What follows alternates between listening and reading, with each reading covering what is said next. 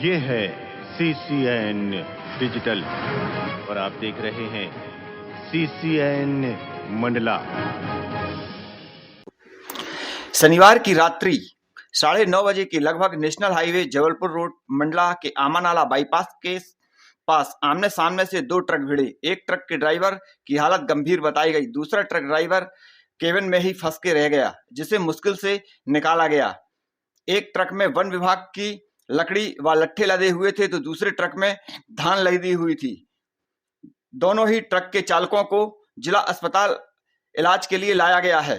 सड़क के बीच में यह हादसा हुआ, जिससे सड़क दोनों तरफ से बंद हो गई तथा दोनों तरफ वाहनों की लंबी कतार लगी।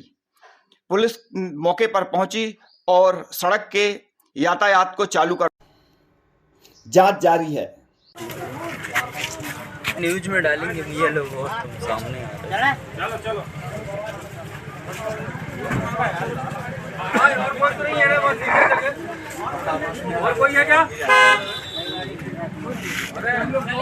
ये रमेश, हाँ बैटरी कौन सी गाड़ी की है मालूम? एक बार लेके चले गए, अभी कभी को और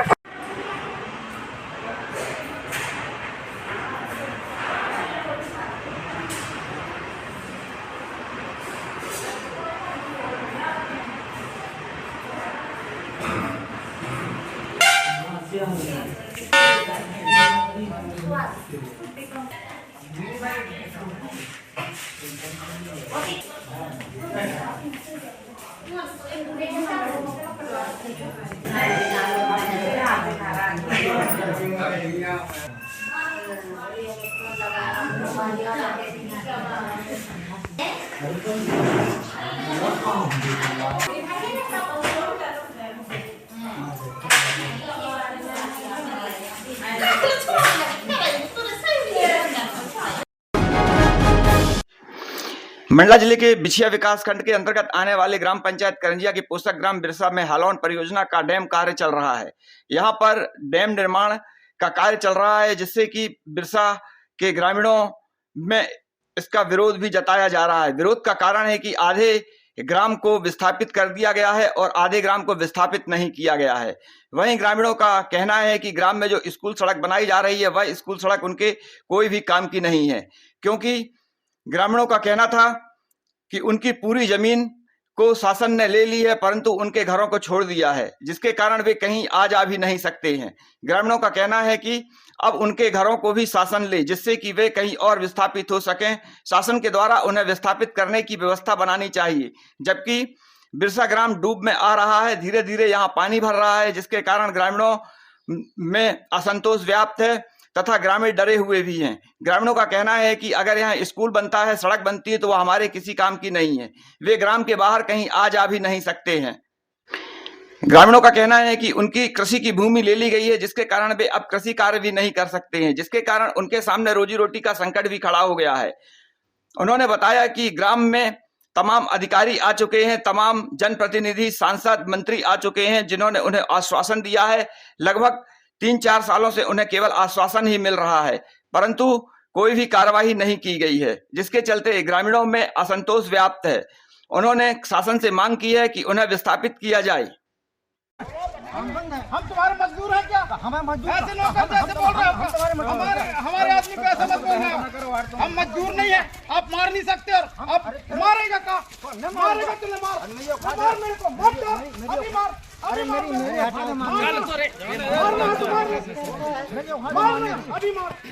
मेरी औकात मारने के लिए होता है, मैं मारने के लिए हो रहा हूँ।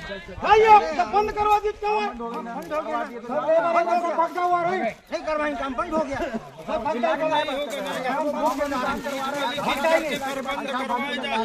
तो उनको तो रोक रहेगा ही ना, उनको तो पूरे गांव की जमीन दी है, बात ना करो, बंद करवा देना।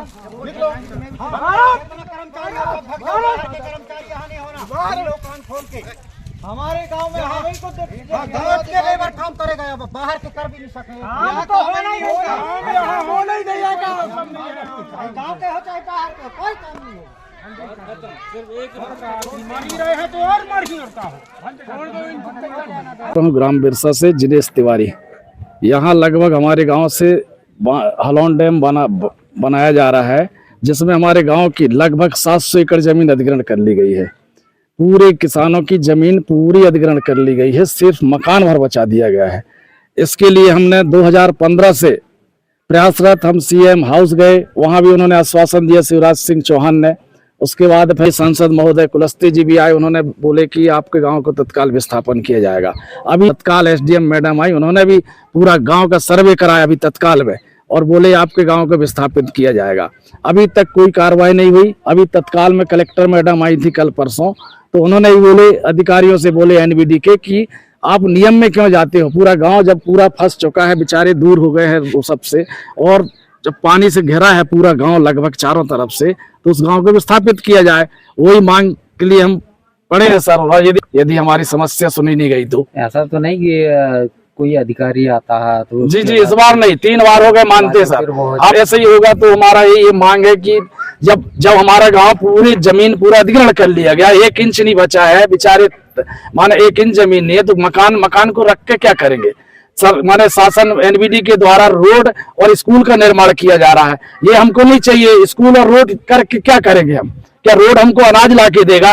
क्या स्कूल हमको या भोजन पानी देगा? जो हमारी जमीन मेरे खुद के परिवार की लगभग 80 एकड़ जमीन हमने दिया है, मेरे परिवार की बात कर रहा हूँ मैं, सिंगल परिवार की है, और सड़ा सा थोड़ा सा मकान उसको अधिग्रहण करने में क्या दिक्कत होती है? ये कौन सा नियम है इस एनबीडी में कि जब पूरा जमीन ले लिया गया तो मकान लेने में उनको क्या दिक्कत हो रही है? एक किसान का सर्वे करके देखे कि किसान के पास 95 से 100% जमीन अधिग्रहण कर ली गई है किसानों की, माने टोटल 100% जमीन अधिग्रहण कर ली गई है। नई मुख्यमंत्री अभी वो बने हैं, हाँ, उन्हीं से हमारा चर्चा की गई नहीं की गई है सर। वही माने आप लोगों के माध्यम से हमारे नए सीएम यादव जी के पास ये समाचार पहुंचे और तत्काल हमारे माननीय मुख्यमंत्री जी इसमें कार्रवाई करें। हम 7 साल हो गए, माने हर तरफ से हमने गरीब होके हमने विधानसभा गए शिवराज जी चौहान के पास, 50 बार कलेक्टरों के पास गए, 3-4 बार कलेक्टर महोदय आए, कुलस्ते जी खुद 3 बार आए, हमारे विधायक पंडित जी धुर्वे आए, नारायण पट्टा आए, वहां आज तक हमारी कोई कार्रवाई नहीं की गई है। और एनबीडी के द्वारा कहा जा रहा है कि आप मर जाओगे, तड़प तड़प के मर जाओगे, तो ये काम नहीं होगा। ये हमने हमारे सामने बोला जाता है हमेशा एनबीडी के द्वारा कि ये काम तुम्हारा विस्थापन कभी नहीं हो पाएगा, चाहे तुम सिर कटा के रख लो। तो हम माननीय मुख्यमंत्री से अनुरोध है और हमारे कलेक्टर महोदय से अनुरोध है कि इस गांव को तत्काल विस्थापित करने की कृपा करें। आपका शुभ नाम? मेरा नाम जिनेश तिवारी, ग्राम बिरसा। सर मेरा नाम तो कमलेश्वर झारिया है और हालोन परियोजना से प्रभावित व्यक्ति हूँ। और फिलहाल हम लोग की समस्या यही है कि हमारे जितने भी मूलभूत सुविधाओं की ज़मीन बची हुई थी वो मध्य प्रदेश शासन ने अधिग्रहण कर ली है। और हमारे साथ साथ समस्या ये है कि अगर किसी प्रकार की हानि होती है या मृत्यु हो जाती तो हमें उन्हें अंतिम संस्कार के लिए जगह नहीं बची है। 10% ही मान के चलो हमारे पास ज़मीन बची हुई है, वो भी इन्होंने यूज कर रही है। साथ साथ में इन लोगों ने स्कूल ऐसा बना रहे हैं जिसपे यहाँ पे तो बच्चे है ही नहीं, फिर भी इतना बड़ा स्कूल शायद मध्य प्रदेश में कहीं नहीं बना होगा, ऐसा मुझे लग रहा है। और रोड भी बनाने की पूर्ण रूप से प्रक्रिया चल रही है, उनकी रोड भी बनाया जा रहा है। और हम लोग चाहते हैं कि गाँव को पूर्ण रूप से विस्थापित की जाए और हमें विस्थापित करके संतुष्ट कर दे। जिस प्रकार से 80-90% जमीनें अधिग्रहण कर ली गई है, तो हिसाब से हमें लगता है कि 10% बची हुई जमीनें भी अधिग्रहण करके और हमें मुआवजा की राशि दी जाए और हमारी समस्या को सुलझाया जाए। तो क्या डैम में विभाग ही रोड बना के देगा? हाँ, ये तो सुनने में मिला है कि डैम के अधिकारियों के द्वारा ही रोड बनाया जाएगा, स्कूल भी शायद उन्हीं के द्वारा बनवाया जा रहा है, ऐसा सुनने में आया है। इसकी स्वीकृत राशि कितनी होगी? इसकी स्वीकृत राशि लगभग सुनने में आया है 95 लाख रुपए है।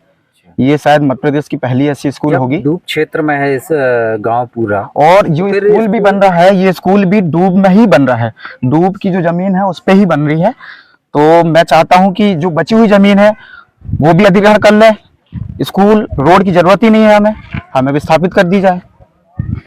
आपका शुभ नाम? जी मेरा नाम कमलेश्वर झारिया है। मेरा नाम रुदनलाल झारिया है, मैं ग्राम बिरसा का निवासी हूं।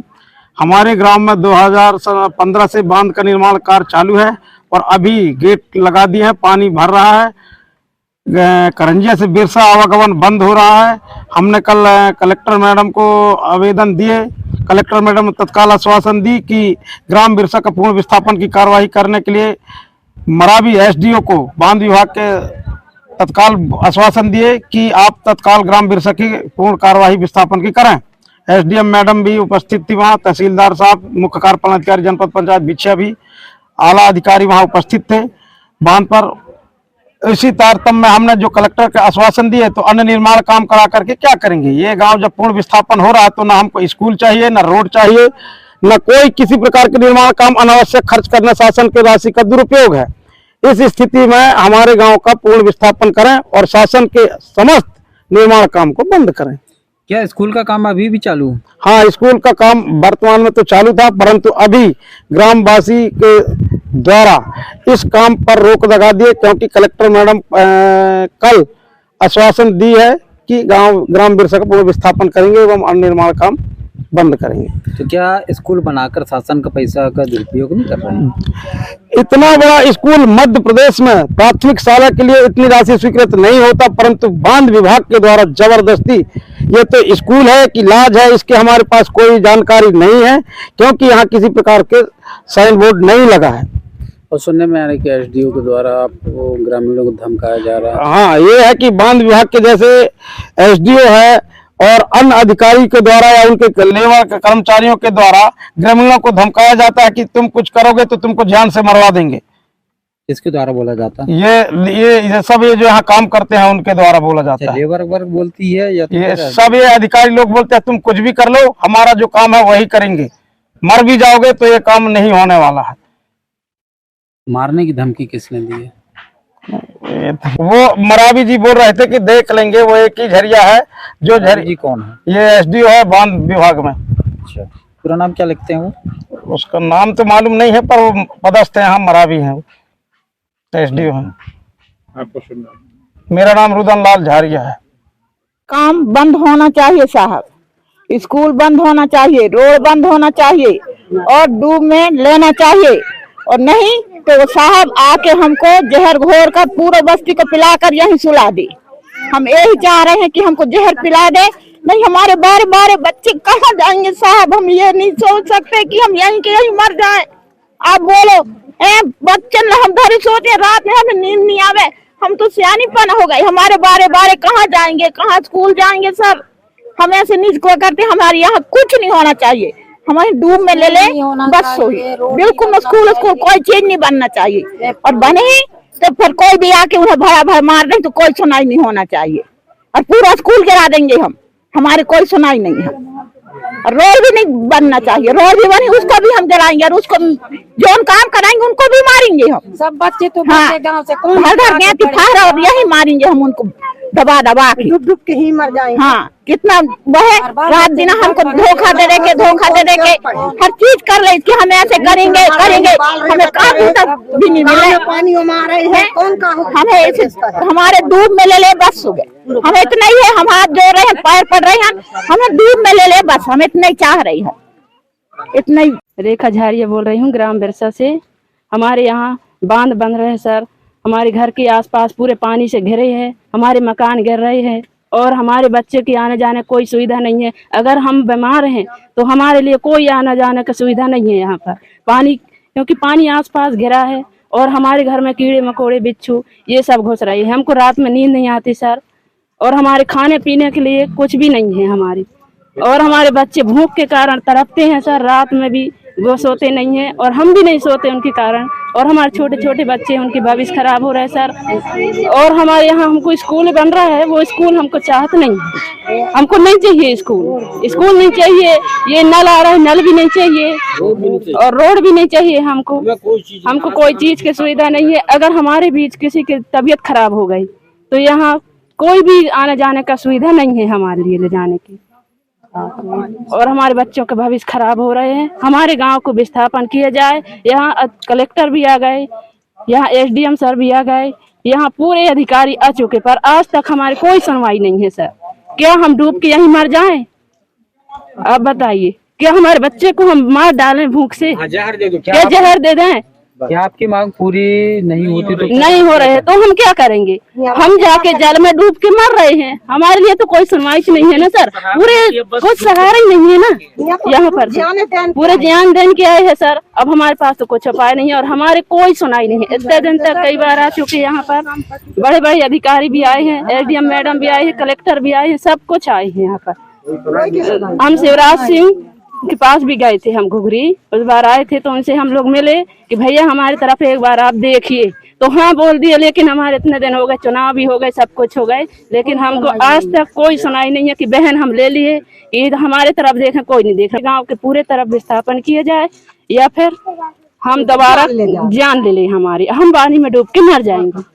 हमारे को सहारा ही नहीं है। क्या हमारे लिए इतना सोच के रखे थे आप लोग सर? हमारे लिए ये सब सोच के रखे थे कि इस आने वाले वर्ष में यहाँ बांध बनाएंगे और इनके कोई सुनाई नहीं है। मध्य प्रदेश के मुख्यमंत्री डॉक्टर मोहन यादव मंडला पहुंचे।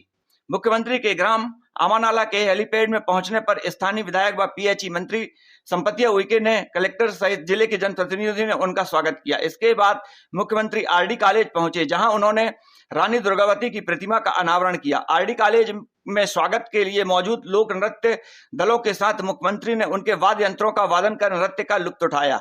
प्रतिमा अनावरण के साथ ही मुख्यमंत्री डॉक्टर मोहन यादव कार्यक्रम स्थल कॉलेज ग्राउंड पहुंचे, जहां उन्होंने जिले के करीब 134 करोड़ के विकास कार्यों का भूमि पूजन और लोकार्पण किया।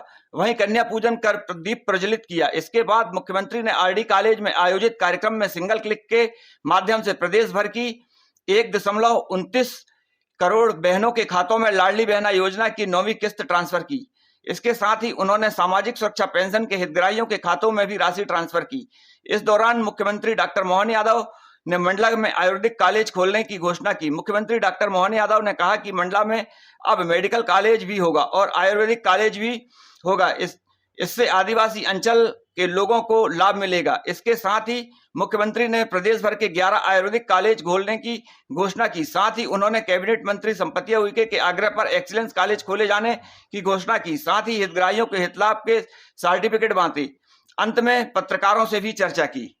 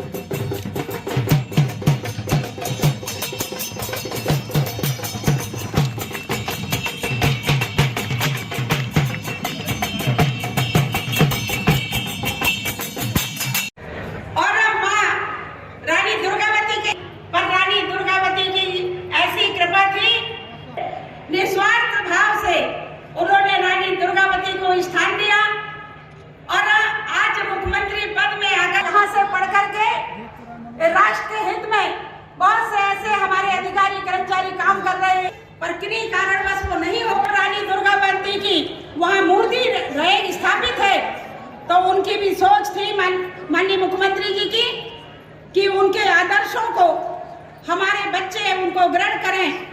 और मुझे बताते हुए हर्ष हो रहा है कि माननीय मुख्यमंत्री जी ने जब शिक्षा मंत्री थे और अभी वर्तमान में मुख्यमंत्री हैं, तो ऐसी स्थिति में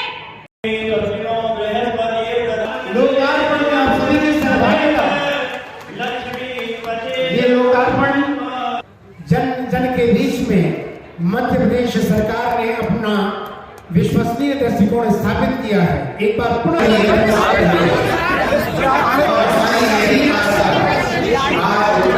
डॉक्टर मोहन यादव जी के कार्यक्रमों से और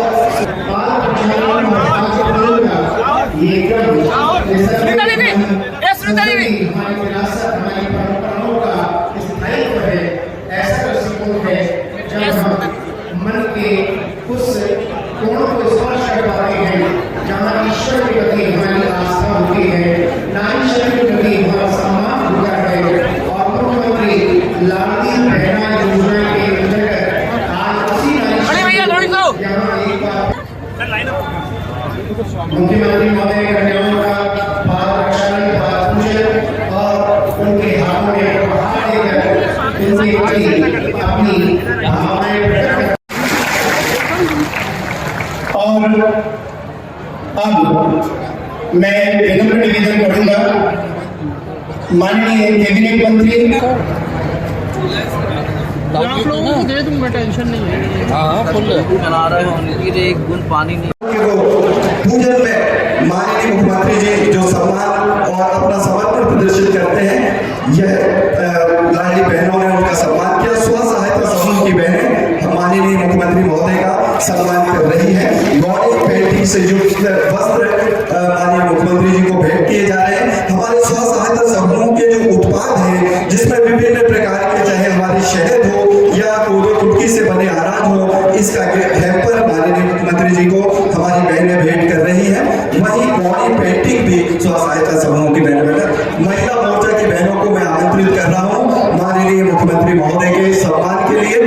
आप माननीय मुख्यमंत्री जी का यह भव्य पुष्पमाल से अभिनंदन स्वागत किया जा रहा है। और हमारी लाडली बहनें और तमाम हमारे युवा जो यहाँ उपस्थित हैं, आइए जोरदार तालियों के साथ, करताल ध्वनि के साथ माननीय मुख्यमंत्री महोदय का मां नर्मदा के इस तट पर हम अभिनंदन स्वागत करें। और मंडला वासियों का जो उनके प्रति मन में स्नेह है, उस स्नेह को प्रकट कर रही है महिला मोर्चा की हमारी तमाम बहनें, जिनसे आज मिलने, तमाम लाडली बहनों से मिलने माननीय मुख्यमंत्री जी आज मंडला की इस पावन धरा पर हमारे बीच उपस्थित है। ये सिलसिला जो स्वागत का है, वंदन का है, अभिनंदन का है, ये वो पल है जब सभी के मन में इच्छा की बहनें माननीय मुख्यमंत्री महोदय का सम्मान कर रही है। गौड़ी पेंटिंग से युक्त वस्त्र माननीय मुख्यमंत्री जी को भेंट किए जा रहे हैं। हमारे स्व सहायता समूह के जो उत्पाद हैं, जिसमें विभिन्न प्रकार के, चाहे हमारे शहद हो या कोदो कुटकी से बने अनाज हो, इसका हैम्पर माननीय मुख्यमंत्री जी को हमारी बहनें भेंट कर रही हैं। वहीं गौड़ी पेंटिंग भी स्व सहायता समूह की बहनें। महिला मोर्चा की बहनों को मैं आमंत्रित कर रहा हूँ माननीय मुख्यमंत्री बहनें और तमाम हमारे युवा जो यहाँ उपस्थित हैं, आइए जोरदार तालियों के साथ, करताल ध्वनि के साथ माननीय मुख्यमंत्री महोदय का मां नर्मदा के इस तट पर हम अभिनंदन स्वागत करें। और मंडला वासियों का जो उनके प्रति मन में स्नेह है, उस स्नेह को प्रकट कर रही है महिला मोर्चा की हमारी तमाम बहनें, जिनसे आज मिलने, तमाम लाडली बहनों से मिलने। ये राशि अंतरण करने जा रहे, जोरदार तालियां। स्क्रीन पर आपके सामने लाडली बहनों को 10 तारीख का ये प्रतिफल सिंगल क्लिक के माध्यम से। और अब सामाजिक पेंशन के डॉक्टर मोहन यादव जी के कार्यक्रमों से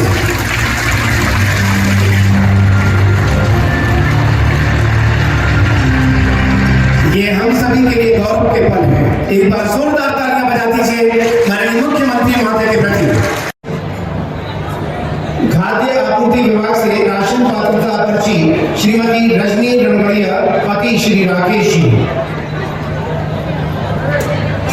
खाद्य आपूर्ति विभाग उज्जवली चंद्रेश गौठलिया। बैंक जनधन खाते के अंतर्गत चमरूलाल भारतीय, पिता श्री ओजन लाल।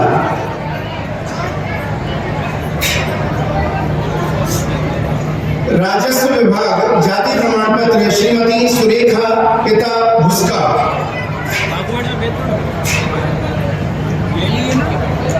NRLM CLL CCL Shrimati Anjali Mishra, दीदी, महिला समूह अध्यक्ष। महिला बाल विकास लाडली लक्ष्मी योजना के अंतर्गत कुमारी शिवा पटेल, पिता श्री रविशंकर पटेल। सामाजिक न्याय विभाग के अंतर्गत मुख्यमंत्री कल्याणी पेंशन योजना रोशनी चौधरी, पति स्वर्गीय श्री राजेश चौधरी।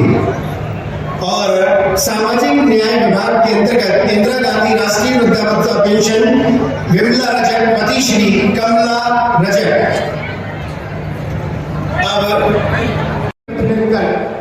हमारे अतिथि इस समय इस पूरे कार्यक्रम की एक और गरिमामयी उस परंपरा को पूरा कर रहे हैं। हमारे बीच में सम्माननीय डॉक्टर मोहन यादव जी, संपत्ति उइके जी और अन्य सम्मानित अतिथि जिनमें जिला अध्यक्ष महोदय, हमारे जिला पंचायत अध्यक्ष महोदय, सभी यहाँ पर अपनी पूरी मुख्यमंत्री जी का अभिनंदन करने जा रहे हैं। माननीय श्रीमती संपत्ति उइके जी, जिन्होंने यह साफा महंगाई और अभिनंदन किया। वो भूखे बैठकर कुछ बैठकर माननीय संपत्ति जी ने अभिनंदन किया। और यह पेंटिंग है जो कि हमारी जनजातीय संस्कृति को प्रदर्शित करती है।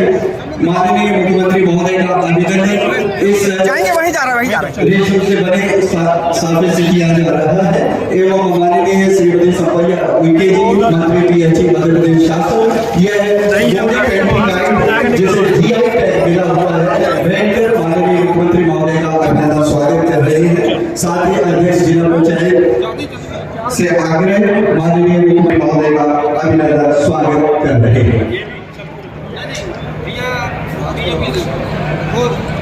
और आइए हम अपने मंडला जिले के आज मैं मंडला में रानी दुर्गावती का इस गोंडवाना क्षेत्र के साथ साथ पूरे भारत के स्वाभिमान के प्रतीक रानी दुर्गावती की प्रतिमा का मैंने अनावरण भी किया। मुझे इस बात की प्रसन्नता है कि रानी दुर्गावती ने हमारी उस मुगल सत्ता को, जिसके बारे में माना जाता था कि बहुत दृढ़ है, लेकिन अकबर की सेना को 3 बार परास्त किया, शेरशाह सूरी को परास्त किया और अपने शरीर के आखिरी बूंद तक रहते रहते शरीर को जब तक जीवित रही हाथ नहीं लगाने दिया दुश्मन को। ऐसी रानी दुर्गावती की प्रतिमा का अनावरण के अवसर पर मैं यहाँ मंडला में आया था। आज ही हमने लाडली बहनों के लिए भी लगभग 1500 करोड़ की राशि का अंतरण किया है। साथ ही साथ लगभग 134 करोड़ के विविध निर्माण कार्यों का लोकार्पण, भूमि पूजन किया है। हमारे इसी मंडला में एक एलोपैथिक कॉलेज पहले से बन रहा, लेकिन चूंकि यहाँ वनांचल का क्षेत्र है और वनवासी क्षेत्र में आयुर्वेद की संभावना बड़ी है, इसलिए हम लगभग प्रदेश भर में 11 नए आयुर्वेदिक मेडिकल कॉलेज खोल रहे हैं। उसमें से मंडला भी एक स्थान है। मुझे इस बात की प्रसन्नता है, आज ही मैंने घोषणा की कि मंडला में एक आयुर्वेदिक कॉलेज बनेगा। इसी के साथ साथ मंडला के विकास के लिए जो जो हो सकता है वो और हम करेंगे। और कल ही झाबुआ पे पुनः हमारे आदिवासी भाई बहनों के बीच पंडित दीनदयाल उपाध्याय की पुण्यतिथि के अवसर पर हमारे यशस्वी प्रधानमंत्री नरेंद्र मोदी जी मध्य प्रदेश की धरती पे आ रहे हैं। मैं उनका स्वागत करता हूं, वंदन करता हूं और उनकी उपस्थिति में हम फिर एक बार इस पूरे प्रदेश के विकास का नया संकल्प लेंगे। मेरी अपनी ओर से इस अच्छा आयोजन की बधाई। जरा और आनंद से बोला जाए, जय श्री राम।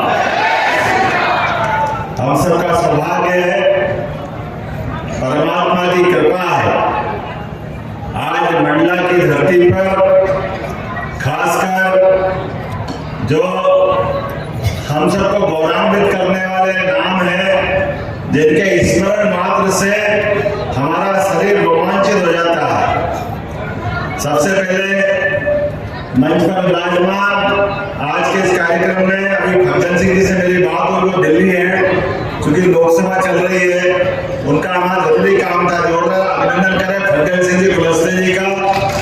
यहीं से मान लेते कि वो हमारे बीच में है।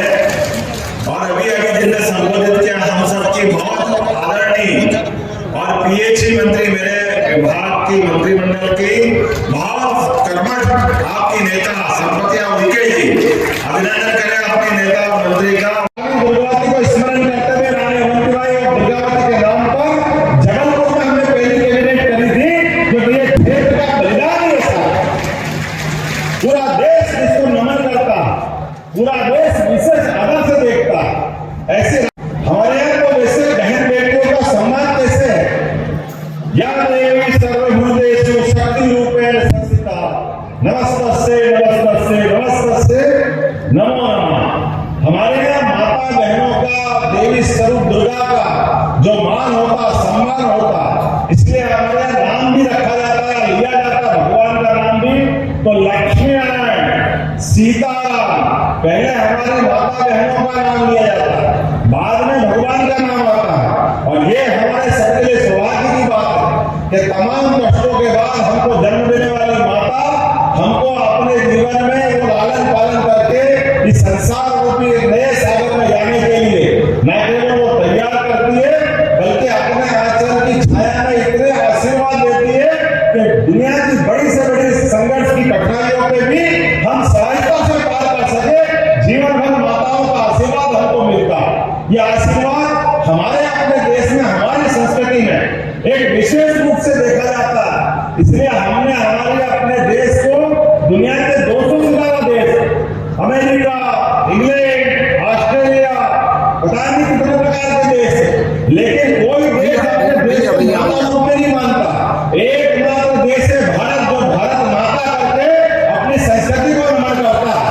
ये माँ का संस्कार को स्वीकार करता है। माँ के आंचल में जो आनंद मिलता है वो हम अपनी पृथ्वी पर भारत भूमि में विश्वास करते हैं। अभी हमारी बहन जी ने नारा लगाया था, नर्मदे मैया की। आप तो उस बहुत सौभाग्यशाली लोग जिनको अपने माता का, नर्मदा मैया का आशीर्वाद मिलता है। और ऐसा कहते हैं कि भारत में कई नदियां होंगी, लेकिन कई नदियों में नर्मदा जी की गिनती नहीं हो सकती। नर्मदा जी तो एक ही है, एक ही, जो न केवल पूरे प्रदेश को बल्कि गुजरात को भी अपने आंचल से सराबोर करते हुए वर्तमान में सबसे अच्छी अर्थव्यवस्था बनाने में सब प्रकार के आशीर्वाद लुटा करके हम सबका जीवन बदलने का काम कर रहे हैं। इसलिए यशस्वी प्रधानमंत्री नरेंद्र मोदी जी के लिए अभिनंदन करें। हमारे यशस्वी प्रधानमंत्री मोदी जी को स्मरण करते हैं। मोदी जी के माध्यम से नर्मदा घाटी विकास प्रोजेक्ट प्राधिकरण के माध्यम से पूरा क्षेत्र, क्या गुजरात के जंगल से जंगल वाले क्षेत्र भी हरे भरे समन हुए। ये हमारे प्रदेश में भी हो जाते 40 साल पहले, लेकिन दुर्भाग्य के साथ कांग्रेस ने साथ नहीं दिया। प्रदेश का भला नहीं किया, सरकारें बनी उनने, लेकिन नर्मदा के ऊपर जो हमारे पानी का सदुपयोग करने के लिए पीने का पानी या सिंचाई की व्यवस्था वो 100% है, लेकिन न करते हुए उनने केवल अपनी कुर्सी बचाने का काम किया। मुझे खुशी है नरेंद्र मोदी जी और हमारे पुराने मुख्यमंत्री शिवराज सिंह चौहान के लिए भी वो अभिनंदन करें, जिनके माध्यम से हमने पूरा पदक पहुंचाने का प्रयास किया। मैं अगर मुख्यमंत्री बना तो शिवराज सिंह चौहान ने स्वयं में उनके तरफ से नाम प्रस्तावित किया कि हाँ मेरे बाद कोई काम संभालेगा तो आपको इसका ये कार्यकर्ता जिसको मौका दिया, मैं धन्यवाद देना चाहूंगा राष्ट्रीय अध्यक्ष को। हम सब जानते हैं वर्तमान के दौर में जिस प्रकार का समय चल रहा है, अब हम अपने आप सबको जोहार किया, राम राम किया, लेकिन दुर्भाग्य के साथ कहना पड़ता है क्या भगवान राम को भी अयोध्या में, ये हमारे अयोध्या का राम राज्य जो स्थापित हुआ था, ये हमारे वनवासी आदिवासी भाइयों बहनों के माध्यम से भगवान राम ने भी 17 लाख साल पहले रावण जैसे महाशक्तिशाली को उसके घर में हरा करके अपने धर्म की जय जयकार की थी और अपने बंधु भाइयों बहनों के साथ उस आनंद में वो सहभागी हुए। हम सब जानते हैं भगवान राम का अयोध्या से संबंध, लेकिन दुर्भाग्य के साथ कहना पड़ रहा है पहले अंग्रेज, उसके पहले मुगल, जिनकी हमने प्रतिमा का अनावरण किया, वो हमारी बड़वाना की महारानी, जिनने कहा कि भले प्राण चले जाए लेकिन आजादी नहीं दूंगी अपने शरीर का एक एक खून, उन्हें लगातार लड़ते हुए अपना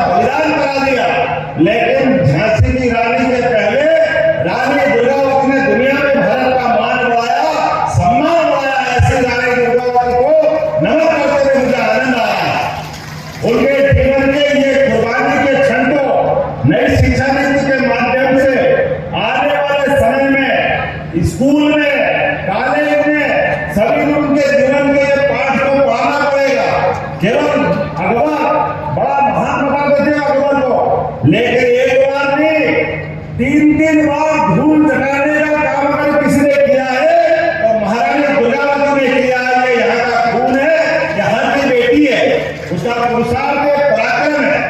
हमें इस बात को भी जानता हूँ। एक और राजा था शेरशाह सूरी, उस शेरशाह सूरी को भी अगर धूल जगाने का काम किसी ने किया तो रानी दुर्गावती ने किया। मुझे इस बात की प्रसन्नता है 1857 में भी और बाद के काल में भी हमारी रानी अवंतीबाई, जिनका डिंडोरी में स्मारक है, हम सब जानते हैं, रानी अवंतीबाई हो, रानी दुर्गावती हो, आजाद भारत के लिए ये तमाम क्रांतिकारियों ने हमारे सामने एक बड़ी मिसाल पैदा की, जिसके कारण से पूरा देश इनके आगे नतमस्तक होता। आज मैंने इस महाविद्यालय में रानी दुर्गावती की प्रतिमा का अनावरण करके एक मेरे मन में जो श्रद्धा का भाव था वो प्रकट करने का प्रयास किया, लेकिन ये हमारे बलिदानियों के माध्यम से जो धारा बहती है वो धारा हमको सिखाती है कि हाँ, हम दुनिया के अंदर मानवता की स्थापना करते करते आजीवन अपने देश को एकजुट रखते हुए, अखंड रखते हुए, इस देश के अंदर के भाई बहनों को, क्या गरीब, क्या अमीर, क्या ऊंचा, क्या नीचा, सबको साथ लेकर सर्वे भवन्तु सुखिनः, सर्वे सन्तु निरामया, सबके कल्याण की कामना करते करते यशस्वी प्रधानमंत्री के नेतृत्व में आगे बढ़ रहे हैं। आप अंदाजा लगा सकते हो, प्रधानमंत्री नरेंद्र मोदी जी, जिन्हें अभी अपने बीच में जनमन कार्यक्रम के माध्यम से नई एक घोषणा की, और हमारे आदिवासियों में भी जो पिछड़े हुए भाई बहन है, बेगा, सहरिया, यहाँ तो बेगा है ना, बेगा भाई ने हमारे बीच में अभी बहुत अच्छा नृत्य करा, जोरदार तालियां बजाओ बेगा भाई बहनों को। और केवल बेगा भाई बहन नहीं, पूरे आदिवासी अंचल के लिए आपके इस क्षेत्र के अंदर विकास की जो जरूरत होगी, कोई कसर बाकी नहीं रहेगी, सारे काम किए जाएंगे। आज भी मैं आया हूं तो आपके पास खाली हाथ नहीं आया हूं। हमको मालूम है आयुर्वेदिक दवाइयों का क्या महत्व है। हमारे जंगल में, गांव में आयुर्वेद बहुत अच्छे से चलता है। बड़े संभावना वाले मामले में आयुर्वेदिक कॉलेज भी है मंडला में। मैं आज ही मंडला में आयुर्वेदिक कॉलेज की घोषणा करता हूँ। हजारों साल पुराना हमारा जिसपे विश्वास था, ऐसा आयुर्वेद का हमारे यहाँ महत्व है। हमको मालूम है कोविड के समय में तमाम एलोपैथी दवाई फेल हो गई थी, सारे डॉक्टर डर रहे थे, कोई सामने आने को तैयार नहीं थे, लेकिन केवल आयुर्वेद के माध्यम से, आयुर्वेद का काढ़ा पिला करके डॉक्टरों ने आयुर्वेद की गोली खा करके डॉक्टरों ने न तो कोविड से खुद को बचाया बल्कि पूरे समाज को हिम्मत दिलाने का प्रयास किया। ये हमारे जीवन की संस्कृति इतनी अच्छी है कि कदम कदम पर ऐसी तमाम आयुर्वेद की औषधियां अपने घर और आसपास फैली हुई है। अरे तुलसी माता अपने आंगन में लगाते हैं तो उसका आयुर्वेदिक क्या महत्व है। हमारे यहाँ तो भगवान का भोग भी बगैर तुलसी पत्र डाले पूरा नहीं होता। हमारी संस्कृति तो प्राचीन समय से इस बात को जानती, लेकिन काल के प्रभाव में अब आयुर्वेद का महत्व स्थापित हो रहा है। मुझे खुशी है कि आपके यहाँ आयुर्वेदिक कॉलेज भी होगा और मेडिकल कॉलेज भी होगा। ये बड़ी बड़ी सौगात बड़े बड़े शहर के नसीब में नहीं है, वो आपको नसीब हो रही है।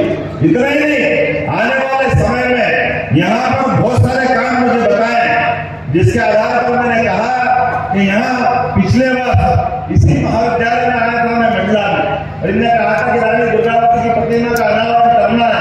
मैं अपना वादा निभाने के लिए आपके बीच में आया हूँ। उस समय शिक्षा मंत्री बन के आया था और मुझे क्या कहूँ, मंडला में इतने प्रेम से बुलाते कि मुख्यमंत्री बन के अनावरण कराते। इतना प्रेम तो कोई दे ही नहीं सकता, ये केवल मंडला वाले ही दे सकते। आपका प्रेम, आपका इसमें जीवन भर याद रहेगा। मैं आज के अवसर पर यहाँ एक और बात बताना चाहता हूँ कि रानी दुर्गावती का अकेला यहाँ एक प्रतिमा का अनावरण नहीं हो रहा। जबलपुर के अंदर मदन महल के ऊपर लगभग 100 करोड़ की लागत से रानी दुर्गावती के जीवन के विविध पक्षों को लेकर एक बड़े स्मारक बनाने का माननीय प्रधानमंत्री के माध्यम से हमने भूमि पूजन किया, हमने उसका भी लोकार्पण किया। मुझे जानकारी है कि बहोरीबा के कोदो कुट्टी, ये कोदो कुट्टी की बड़े पैमाने पर यहाँ खेती होती है, लोग उसको वापरते हैं, लेकिन इसके लिए पहली कैबिनेट जब जबलपुर में हमने की थी, उसका 1000 रुपया कुंटल अलग से देने की घोषणा हमने अपने जबलपुर के अंदर निर्णय किया है। अब आप जब फसल बेचोगे तो फसल के ऊपर प्रति किलो 10 रुपया अर्थात 1 कुंटल का 1000 रुपया अलग से देने की घोषणा मध्यप्रदेश सरकार ने की है, आपके भाई ने की है, जिसके माध्यम से कोदो कुट्टी की हमारी आजीविका में बड़ा मदद रहेगी। इस फसल को प्रोत्साहन देने की जरूरत आने वाले समय में। इसके अलावा भी ऐसे कई सारे काम हमारे यहाँ तो बहन बेटे को महत्व कैसे देते हैं। आजादी के बाद पहली बार ऐसा हुआ कि देश के राष्ट्रपति अर्थात प्रथम नागरिक बनाने का किसी ने निर्णय किया है, तो हमारे यशस्वी प्रधानमंत्री नरेंद्र मोदी जी ने किया है। राष्ट्रपति द्रौपदी मुर्मू जी एक एक्सीलेंस कॉलेज की मांग श्रीमती संपत्तिया जी ने की है, मैं वो भी देने की घोषणा करता हूँ आपके प्रदेश के लिए। हमारे अपने मंडला जिले के प्रदेश भर में 55 जिले में हर जगह एक एक्सीलेंस कॉलेज दे रहे हैं। जब सब तो हुए तो मंडला में क्यों नहीं देंगे, मंडला में सबसे पहले देंगे और कोशिश करेंगे जल्दी से जल्दी वो आपके यहाँ चालू हो जाए, कोशिश करेंगे अगले सत्र में चालू हो जाए। हमारे पास इस व्यवस्था के लिए खास करके आज का दिन तो और महत्व का, हमारे यहाँ नारी सशक्तिकरण की बात आती है। मैंने मकर संक्रांति के पर्व के अवसर पर पूरा सप्ताह एक साथ मनाया था और पूरे सप्ताह में हमने कहा था कि हमारे लिए ये सप्ताह केवल संक्रांति का नहीं है, प्रत्येक त्योहार प्रत्येक पर्व इससे हमारा विशेष रिश्ता।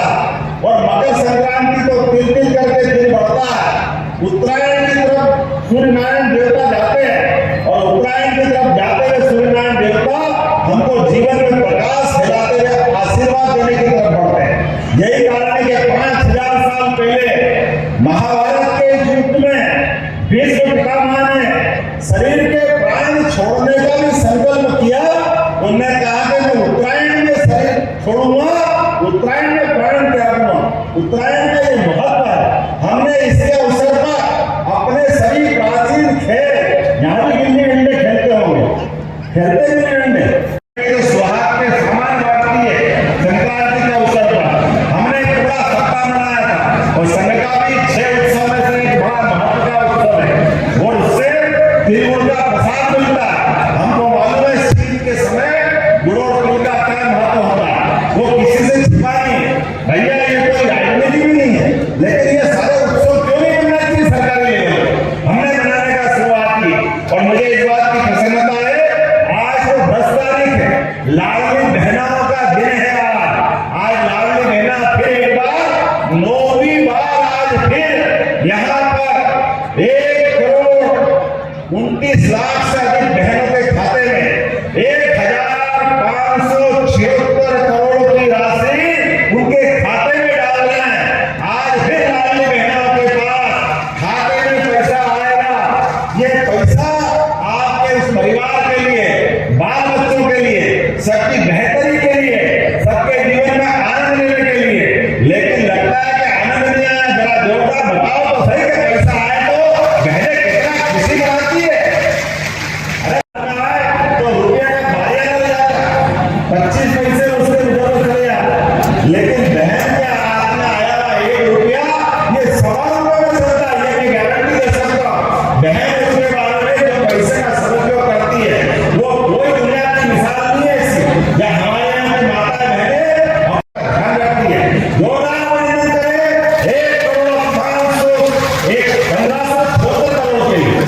और इसी अवसर पर सिंगल के माध्यम से 12 पेंशन योजना के माध्यम से अलग अलग प्रकार के 56,61,000 पेंशन हितग्राहियों को लगभग 339 करोड़ से ज्यादा की राशि भी उनके खाते में डाल दी गई है।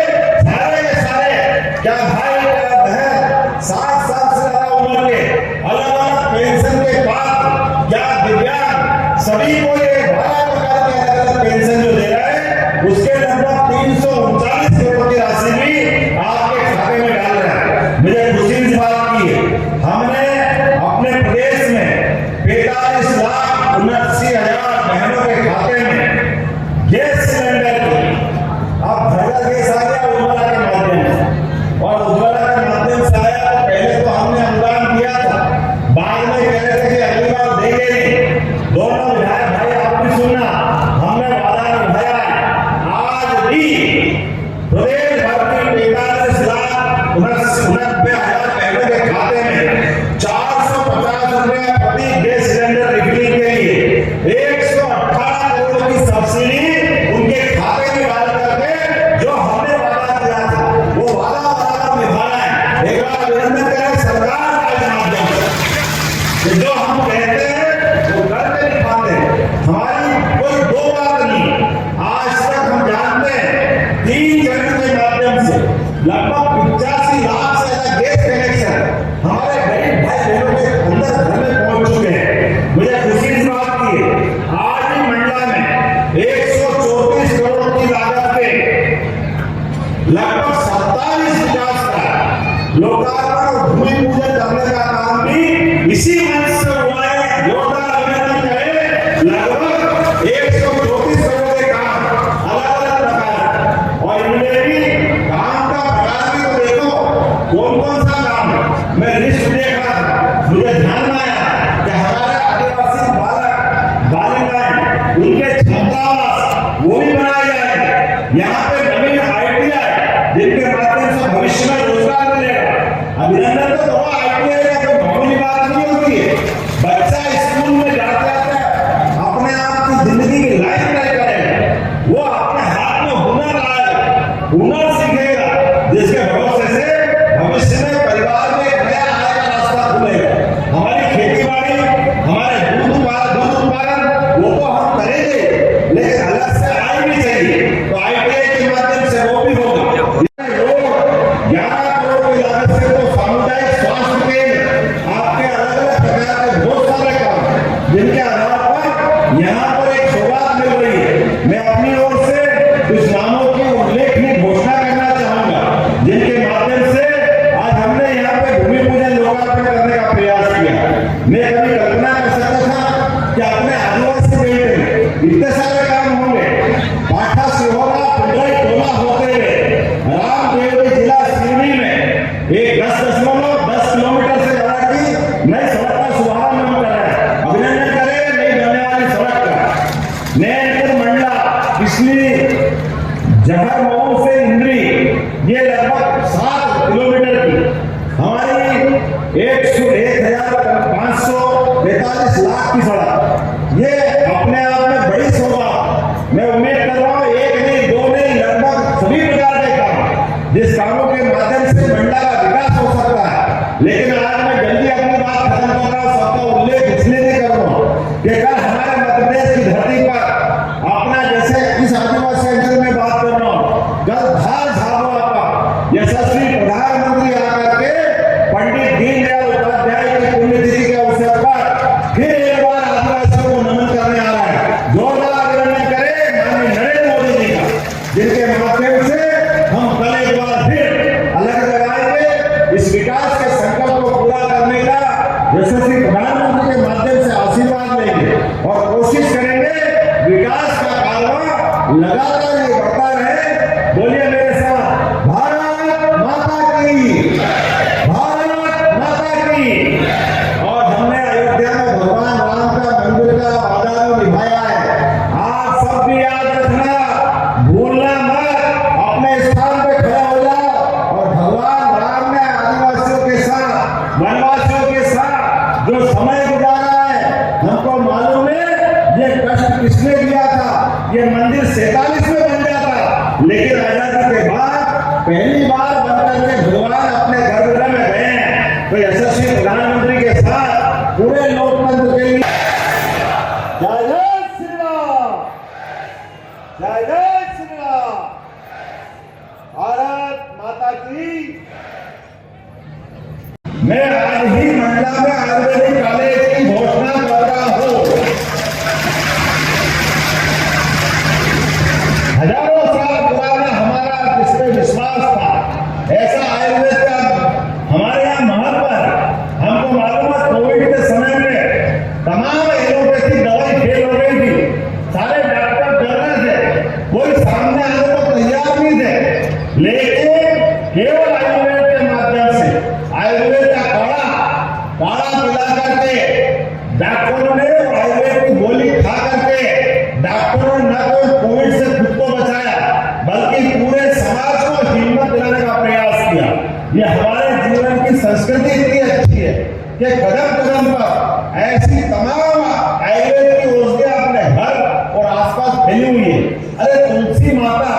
अपने आंगन में अगर लगाते हैं तो उसका आयुर्वेदिक क्या महत्व है। हमारे यहाँ तो भगवान का भोग भी बगैर तुलसी पत्र डाले पूरा नहीं होता।